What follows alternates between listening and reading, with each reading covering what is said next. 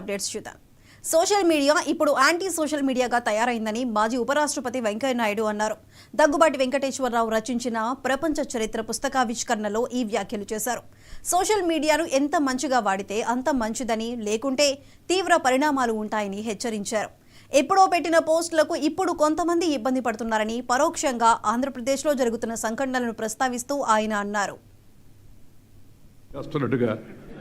చేస్తే ఏమవుతుంది, దీనికి పరిష్కారం ఏంది, సరైన పద్ధతిలో నడపగలిగితే మంచిదే. ఇప్పుడు సోషల్ మీడియాని కాస్త అదుపులో పెట్టాలనేది కేంద్రం ఏదో కొన్ని తీసుకొస్తుంటే దానికి కూడా చేస్తారు. అంతా కూడా మీరు ఎట్లా కంట్రోల్ చేస్తారని, కంట్రోల్ చేయకపోతే అది వచ్చే పరిణామాలు ఏందో మీరు చూసారు. ఆంధ్రప్రదేశ్లో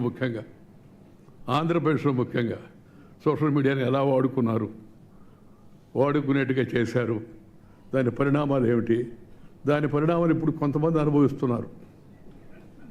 అదేమంటే మేము అనుకోలేదు, నేను కాదండి, ఆయన ఎవరో ఎక్కడి నుంచో చెప్పాడు, ఆయన చెప్తే నీకు బుద్ధి ఉండబడలే చేయడానికి, సింపుల్. ఇది వేరే విషయం అనుకోండి.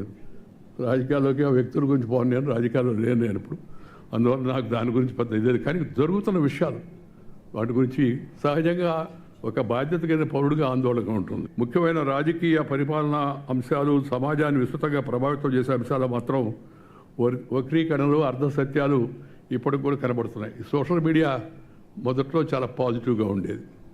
ఇప్పుడు సోషల్ మీడియా కాస్త యాంటీ సోషల్ మీడియాగా తయారైపోతుంది.